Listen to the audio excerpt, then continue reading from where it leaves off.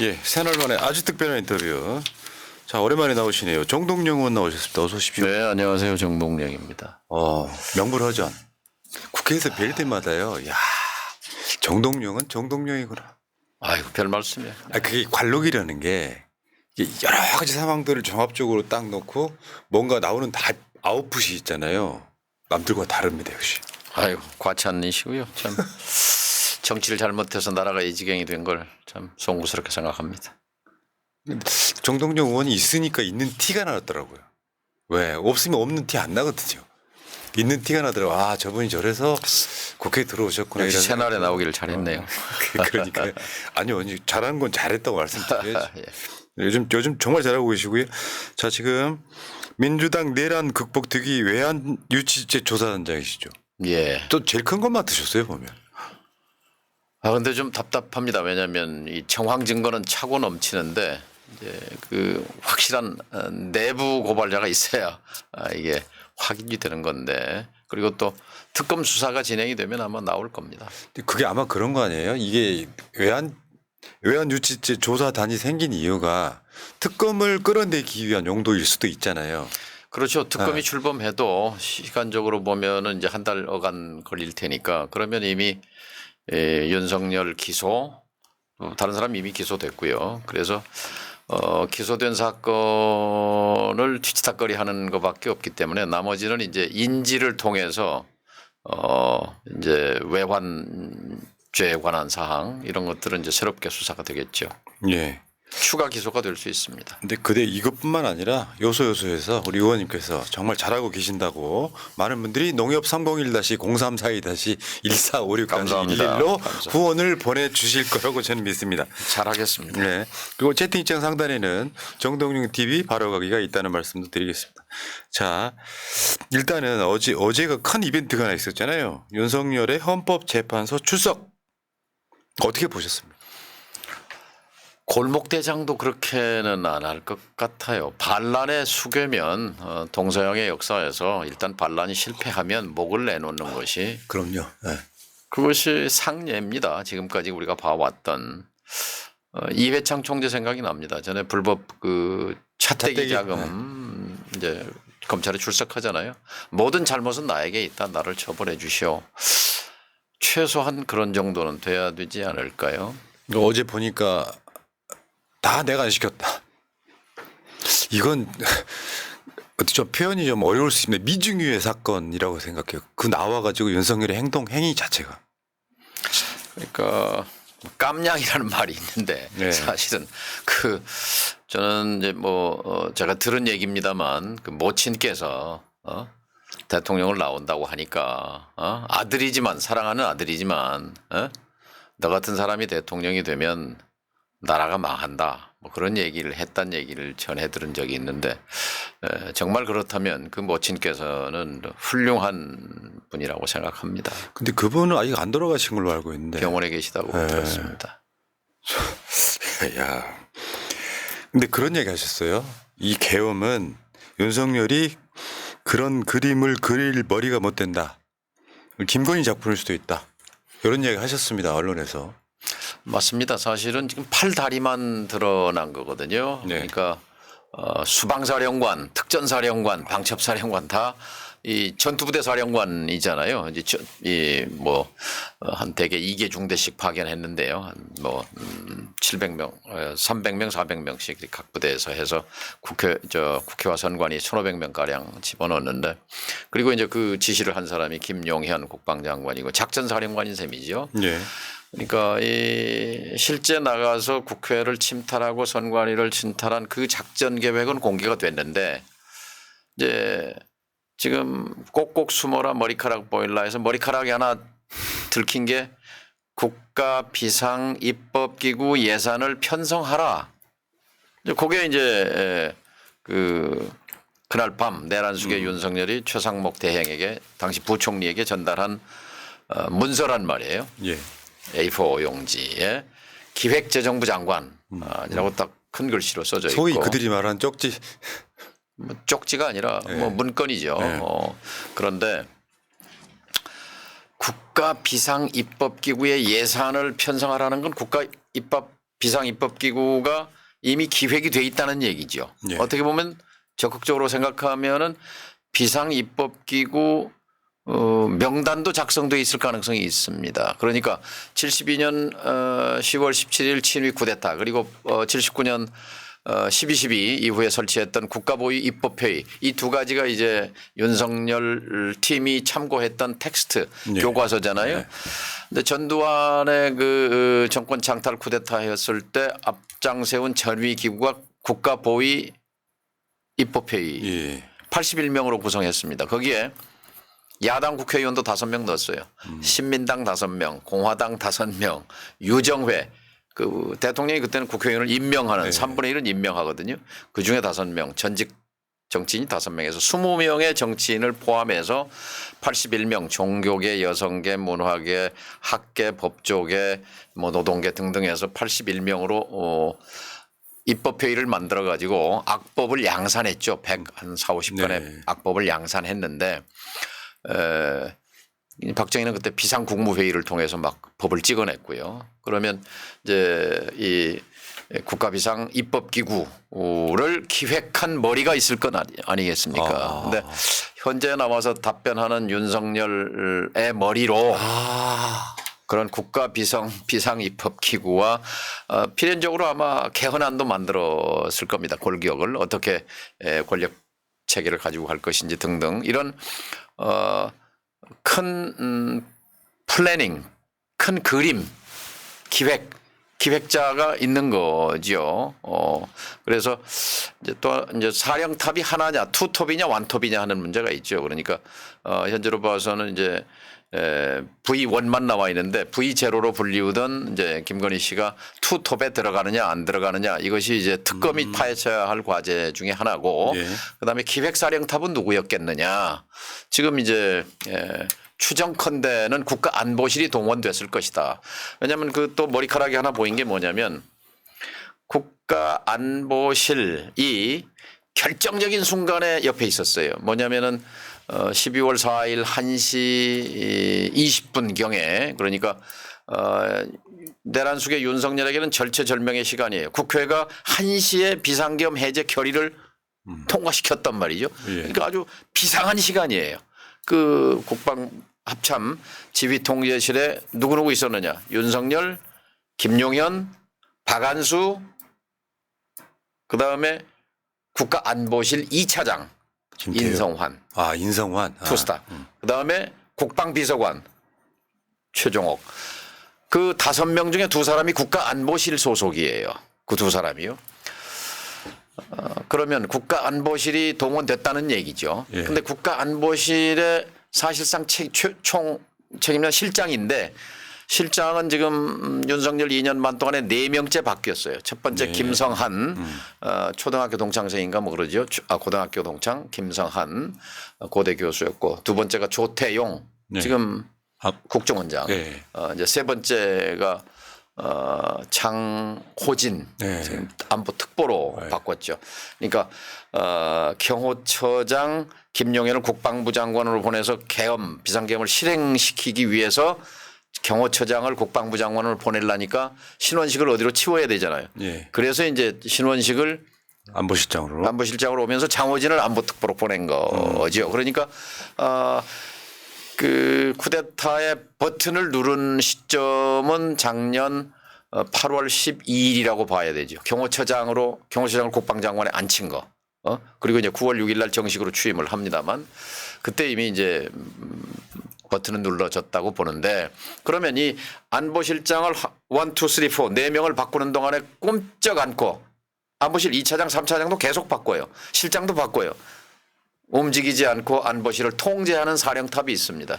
그 사람이 1차장입니다. 김태효? 제가 지난번에 정기국회 연설 뭡니까 본회의 질문 때 예. 한덕수 총리를 상대로 그 사람이 누구입니까? 라고 계속해서 물었습니다. 15번인가 질문을 했는데 뭐 그분의 이름을 말할 수 없습니다라고 한덕수 총리가 계속 그분이라고 네. 했는데 이 안보실 1차장이 그 그림을 그린 기획 사령탑이었을 가능성이 저는 높다고 봅니다. 이것을 특검이 밝혀내야 합니다. 그러니까 꼬리는 최근에 보이긴 했어요. 의원님도 이렇게 하나 던지셨는데 어쨌건 그러니까 여기 수개는 따로 있다 또는 몸통이 따로 있다라고 하는 그렇죠. 거예요. 몸통과 머리가 따로 있는 거예요. 지금 팔다리만 보이는 거예요. 그 수사 안 받고 있는 두 사람이 있는 거예요. 예, 김건희 수사 안 받고 예. 있고 안보실 1차장 예. 수사 안 받고 있죠. 근데 이제 이번에 그 국회에서 내란 특검을 통과시킬 때 외환죄, 내란 선동 이런 건 뺐단 말이죠. 외환 유치죄죠.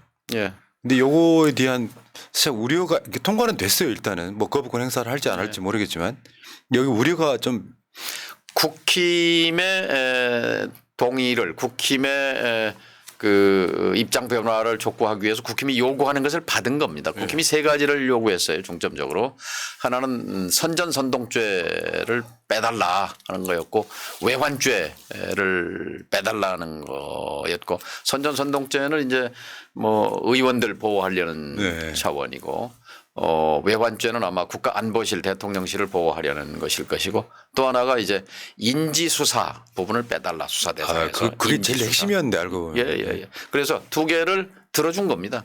그래 그러면 당신들이 요구하는 거 들어주고 그런데 인지수사 이걸 뺀다는 건 말이 되지 않지 말이 안 않느냐. 되잖아요. 예. 지금까지 나온 것만 갖고 수사해라. 팔과 다리로만 구성된 이 쿠데타 범죄를 그 밖에는 수사하지 말라는 건데 아까 얘기한 안보실 1차장은요 또 하나 그 머리카락이 드러난 게 작년 6월 달에 HID 속초에 있는 예. 북파공작원 부대를 방문합니다. 예. 북파공작원 부대를. 안보실 1차장은요 외교안보 담당이지 군 담당은 2차장이에요. 그런데 거기에 간 것도 본인은 뭐라고 변명합니다만 뭐 이거 역시 처우개선이라고 그랬어요. 수사 대상이 말이 안 되는 거죠. 가면 처우개선 된다고 그거는 그러다. 그거는 변명치고는 좀 너무 치졸한 변명인 것 같고요. 지금 이제 하나씩 둘씩 그런 증거들이 파헤쳐 나오고 있는데 또 주목할 것은 지금 이 탄핵 이후에 태극기 부대 서부법원 침탈 그 폭도들 그리고 국민의힘 최상목 대행 그다음 변호인단 이걸 꿰는 일관된 메시지들이 있습니다. 그때 이거는 사령탑이 살아있다는 얘기거든요. 기획팀이 움직이고 있다는 겁니다. 일사불란하잖아요. 오히려 이 민주당이 움직이는 것보다 훨씬 기민하고 그다음에 일사불란해요. 프레임 싸움도 잘하는 것 같아요. 누군가 있어요. 그렇죠. 있죠. 근데 지금 사실상 의심되는 사람은 있는데 수사를 아예 안 받고 있기 때문에 그렇죠. 뭐 결국엔 특검으로 가야 된다. 새날이 좀 밝혀내야 할 것 같습니다. 밝혀보겠습니다.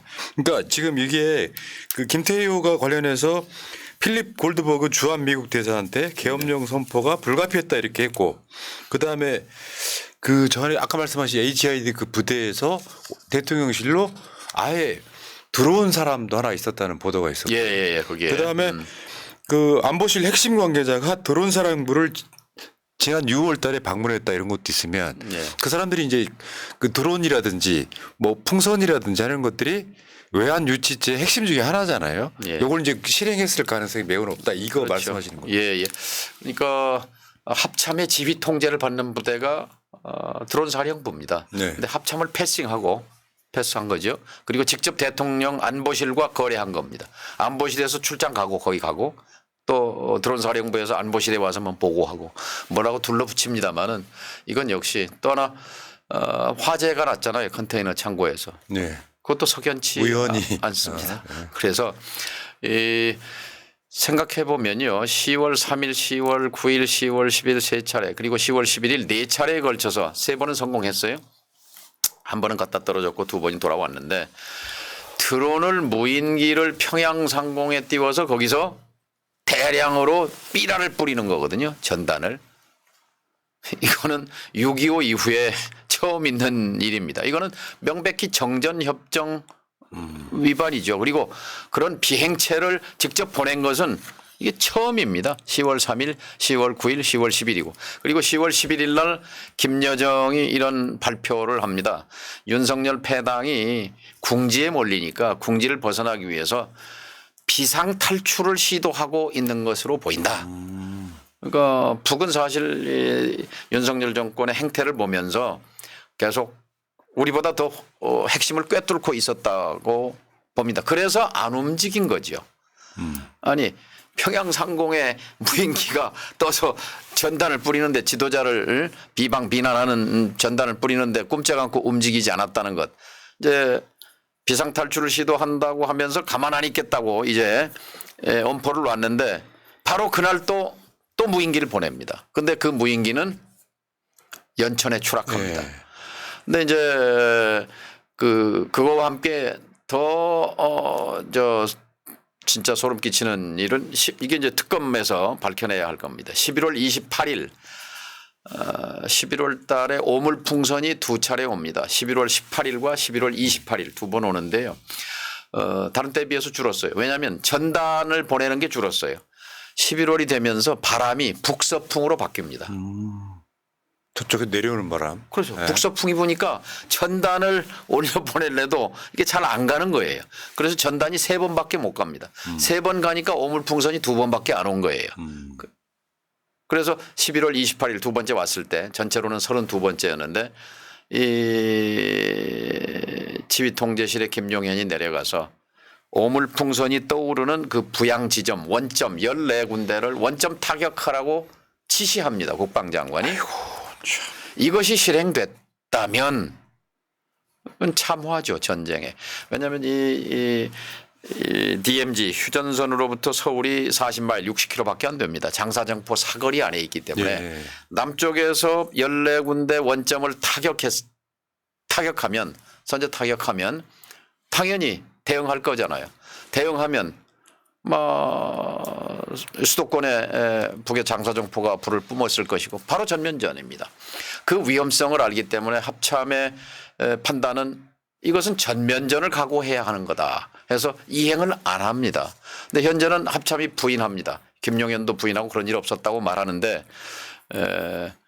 이 당에 들어온 제보로는 상당히 근거가 있고 믿을만 합니다. 따라서 이건 특검의 수사 대상입니다. 핵심적인 수사 대상이죠. 그런데 이 외환죄를 빼고 통과시키고 아니, 수사 중에 발견된 인지하면 지금 뭐 인지할 수 있는 거죠. HID를 1차장이 방문한 것, 드론 창고 불난 거, 또 28일 날 11월 28일 날 원점 타격 지시한 것 등등 이런 것들을 수사하면서 인지하게 되면 외환죄 수사가 넓어지는 거죠. 근데 이게 이제 거부권 행사를 하지 않아도 이 상태에서 특검을 하게 되면 상당히 좀 어려움을 겪을 것 같다는 생각을 해봐요. 특검? 네. 특검은 이제 공포를 해야 되는데 최상목 대행이 지금 안 하고 있는 거죠. 저들의 논리라고 여기서 지금 하면 지금 제가 봤을 때 특검 또 거부권 행사할 가능성이 매우 높지요. 그렇죠. 지금 사실 상모가 이렇게 불렀다는 거 아니에요. 그만큼 이제 1년 후배. 예, 왜냐하면 박근혜 탄핵 당시에 안종범 경제수석 밑에 비서관으로 일하면서 그 뭐 무슨 미르재단 무슨 뭐 박근혜 그 국정농단 사건의 핵심이었던 그 수금하는 데 돈 걷어들이는데 역할을 한 것으로 해서 처벌을 받았어야 하는데 그때 이제 안종범 수석이 이걸 다 떠안았고 이제 그걸 빠져나갔는데 이 사실상 그 관료로서의 생명이 끝난 최상목을 다시 살려낸 경제수석으로 쓰고 발탁하고 그리고 경제부총리까지 살려준 상모가 하는 동생으로서 그래서 사실 국정조사 특유의 청문회에 나왔으면 당신의 마음속에 있는 지금 지도자는 누구입니까? 마음속의 대통령은 윤석열입니까? 라고 하는 말을 꼭 우리 국정조사위원들이 봤으면 좋았을 텐데 나오지 않았어요. 지금 사실은 마음속의 대통령은 국민이어야 합니다. 이 비상한 상황에서 대행인데 여전히 이 윤석열을 위해서 봉사하고 있는 그런 느낌이 너무 짙습니다. 네. 내란 대행이라고 하죠. 오죽했으면. 근데 비상입법회의 관련한 것도 사실은 최상목이 상당한 계엄에 개입돼 왜냐하면 있음을 바로 직후에 F4라고 해서 그 금융위원장 하는 총재에서 뭐 회의를 소집했지 않습니까? 그것도 역시 그 비상계엄에 따른 그 명령의 일부를 수행한 것이라고 볼 수 있고 결정적으로는 지난번에 체포영장 집행하려고 할 때 계속해서 뭐 충돌은 안 된다고 했지만 그것을 넘어서서 경호처가 경력 증원, 경찰 병력을 더 증원해 달라는 요청을 최상목 대행에게 하니까 그걸 자기가 전달해 줬다는 거 아니에요? 경찰 지도부에게. 네. 그러면 그건 전달이 아니라 대통령 대행인데 대통령 권한을 갖고 있는 사람이 말한 것은 명령이란 말이죠. 네. 근데 경찰청장 대행이 명령을 이행을 안 한 것입니다. 그것만 갖고도 사실은 최상목 대행의 지금 정체성에 대해서 의문이 있는 거죠. 그리고 박종준 경호처장이 출두하려고 할 때 사표를 내니까 사표를 만류했다는 것 아니겠습니까? 아이고. 그러니까 이게 지금 최상목 때문에 상황이 계속 교착돼 있는 거잖아요. 그 상태에 그렇습니다. 그냥 멈춰 있는 거예요. 헌법재판관 임명 안 하는 것도 그렇고요. 사실 의원님 생각하시기에 어떻게 하는 게 방법이라고 생각해요? 그런데 국민은 지금 최상목까지 탄핵하는 것에 대해서는 굉장한 불안감. 그래서 당에서도 금기로 되어 있습니다. 일단 최상목 체제로 간다. 가면서 계속 압박해서 헌법재판관 임명하도록 하고 국정 안정을 위해서 경제 안정을 위해서 경제 전문가는 전문가니까 환율 안정 그리고 물가 안정 금리 등등에 관해서 전문성을 가지고 국민을 안심시키기를 바라는 그런 입장이죠. 그러나 문제는 여전히 많은 인물입니다. 예. 야, 그래서 국민들이 많이 답답해 하시는 것 같습니다. 참 과거에는 이제 육사를 나온 일부 정치 군인들이 이 나라를 유린했습니다. 국민을 짓밟았는데요. 그 다음에는 이제 이것을 물려받아서 IQ가 제일 높은 이 공부 기계 1, 2등짜리가 다 수재 아니었습니까? 예. 다 괴물이 됐습니다. 그렇네요. 다 괴물이 됐습니다. 자, 그 외환죄 관련해서 그 제보를 받으시더라고요. 민주당 내란 극복 특위 외환죄 조사단 지금 여러분 화면에 나올 건데요. 전화번호 좀 기억하십시오. 02784-8340에서 2번. 예.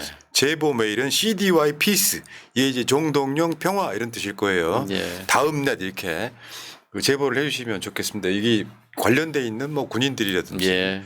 관련자들은 꽤 있을 거로 보이는데 이런 것 중에 하나가 또 핵심이 또 터져야 저쪽은 지금 저번에 그 국회에서 나온 사람들 보니까 이게 마치 그 뭐 오물풍선을 뭐 풍선을 보내고 뭐 이런 행위들이 정상적인 뭐 국방 행위로 지금 실드를 치던데 정상적인 군사 활동이다, 군사 작전이다고 말하는데요.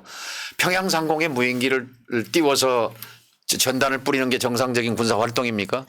삼척동자도 그것은 공작이죠, 북풍 공작이고 원점을 타격하는 게 정상적인 군사 작전입니까? 우리 의원님께서는 이제 통일부 장관 하셨고 아마 그 뭐 햇볕 정책이라든지 남북 관계에 있어서 어떤 황금기를 지내오신 분이잖아요. 그렇다 보니까 트럼프가 취임을 하고 김정은 뭐 어제 보니까 대략 북한을 핵 보유국으로 인정하는 예, 듯한 발언도 했어요. 굉장히 중요한 언급입니다. 그럼 이 상황이면요. 대미 전략이라는 게 지금 대통령이 없는 상태에서 우리는 대선을 뭐 4월이나 5월 달에 한다고 해도 상당히 늦어질 수밖에 없잖아요. 보셨을 때 어떤 전략이 필요할까요? 저번에 한번 갔다 오신 적이죠, 미국에. 예, 6월에 갔고 6월에. 2월 달에 또 갈 예정입니다. 2월에요. 근데 트럼프가 됨으로써 헨리 키신저 박사가 생전에 트럼프를 평가한 말이 있어요. 한 시대의 역사에서 한 시대의 마침표를 찍고 그 시대의 가식을 벗겨내는 인물일 수 있다. 트럼프. 그러니까 이른바 미국의 군사적 패권 또 자유무역 질서 그리고 미국식 자유민주주의의 시대 2차 대전 이후에 80년 동안 지속해 왔던 이 부분의 포장지를 뜯어내고 이제 실체를 그러니까 지금 트럼프는 세계 경찰 안 한다. 자국의 안보는 각자 책임져라. 또 그러기 싫으면 돈 내라. 이거잖아요. 그다음에 자유무역 아메리칸 포스트다. 적자 캐나다하고 멕시코고 뭐 없잖아요. 제일 지금 적자 많이 보는 나라가 이제 캐나다, 멕시코, 중국이니까. 우리도 지금 미국한테 한 500억 불 흑자 보거든요. 그거 이제 적자 해소하라고 이제 압박할 겁니다. 근데 이런 등등의 변화와 함께 그러나 이제 남북 관계를 들여다보는 입장에서는 다행인 측면이 있습니다. 뭐냐? 한반도에서 전쟁 위험이 줄었습니다. 트럼프의 당선으로. 트럼프 효과네요. 그렇죠. 그런데 우리 대한민국 국민에게는 평화는 공기입니다. 네. 예? 평화는 사활적입니다. 경제도 중요하지만 평화 없이는 경제라는 연약한 꽃을 피울 수가 없습니다. 해리스가 됐더라면 한반도는 지금보다 훨씬 더 위험해졌을 것이고 그런 점에서는 한반도의 이 지정학의 위기 또 남북 간의 대치 상황 속에서 트럼프 효과는 분명히 있다고 보는데요. 이 위기 상황을 기회로 만들어야 하고 만들 수 있다고 봅니다. 만일 새 정부가 출범하면 트럼프를 상대로 해서 지금 윤석열이 흐트러 놓은 게 있어요. 113을 311로 뒤집어 놨거든요. 113이라는 게 뭐냐면 1동맹 1 공존 3우호 일본과 중국과 러시아와 세 나라와 주변 강대국과 잘 지내면서 우리의 시장을 넓히고 경제 영토를 넓혀서 그 사이에 우리가 중진국 함정을 빠져나와서 선진국 대열로 점프했단 말이죠. 이건 세계사에 처음 있는 일인데 이것을 윤석열 2년 반 만에 311로 뒤집어 버렸어요. 3적대 남북 적대 예, 그러네요. 러시아 적대 중국 적대 완전히 끊어졌잖아요. 그러면서 1동맹 1중심 한미동맹 지상주의 플러스 1중심 일본을 중심에다 갖다 놨어요. 아이고. 그러면서 남방 삼각 북방 삼각의 대립구도 적어도 동북아에서 신냉전 구도의 아주 최첨단 천병이 됐단 말이죠. 윤석열이 앞장서서 미국의 대리인으로서 남방 삼각 북방 삼각을 밀어붙인 셈인데 근데 이제 트럼프 이기죠. 예. 트럼프는 가치 동맹, 이념 동맹, 이념 가치 관심 없습니다. 트럼프에게는 미국의 이익, 돈, 그다음에 자기 과시욕 뭐 이거지요. 그런 점에서 한미일 협력의 형식의 틀은 유지되겠지만 그 관심이 없습니다. 별로. 근데 얼마 전에 바이든 대통령이 고별 연설에서 자기의 업적의 하나로 캠프 데이비드 한미일 협정을 업적의 하나로 꼽았습니다. 그리고 지난주에 블링컨 국무장관이 마지막 한국하고 일본을 순방 왔는데 그때 제가 한미 의원연맹 준비위원장 자격으로 그 자리에 있었습니다. 국회의장을 방문했을 때. 그러니까 바이든이 가라고 해서 왔습니다. 왔고 한미일 여기에 관한 국회 입장이 궁금합니다. 이제 이런 얘기에 대해서 제가 그 말을 받아서 이렇게 말했습니다. 워싱턴 일각에서는 한국의 민주당과 그리고 민주당의 지도자인 이재명 대표가 한미일 삼각협력에 대해서 매우 부정적이고 소극적이라고 하는 인식이 있는 것으로 아는데 그건 사실과 다릅니다. 바이든 대통령의 리더십에 의해서 만들어진 한미일 삼각협력 구도 속에서 3국이 경제, 안보, 인적 교류 그리고 정보 공유 차원에서 한 단계 높은 협력이 이루어지고 있다는 사실을 우리는 높이 평가하고 있습니다. 이렇게 뭐 교과서적인 답변이지만 거기에 대해서 블링컨이 불쑥 답하더라고요. 미스터 정이 얘기한 부분에 대해서 굉장히 감사하게 생각한다. 원하는 답을 들은 거지요. 네. 그런 건데 제가 이 말씀 드리는 것은 이제 트럼프 하에서 이 한미일 이거는 이제 느슨해집니다.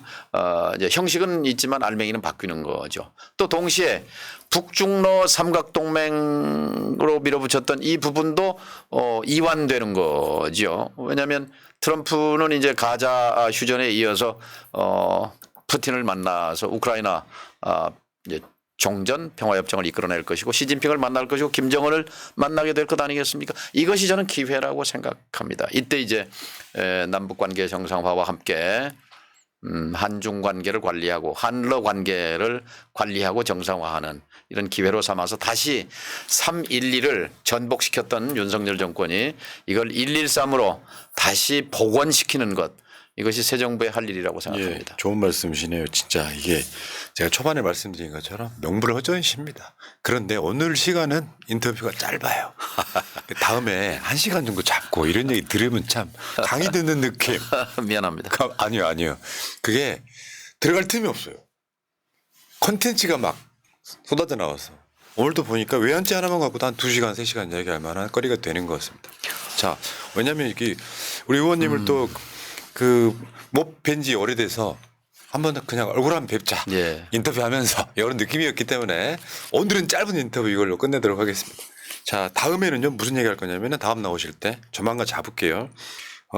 이재명의 시간에 대해서 이야기를 좀 해주시면 좋을 것 네. 같습니다.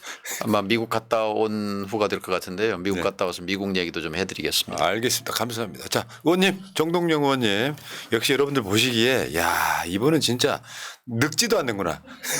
진짜 완전히 스마트보이. 아, 생각해보면 요새는 이제 올드보이 소리 잘 안 나와요. 안 하죠. 왜냐하면 또 훨씬 뛰어나거든요. 스피드 하시고. 자, 오늘 고생하셨고요. 다음에 또 뵙겠습니다. 고맙습니다. 아이고, 감사합니다. 예.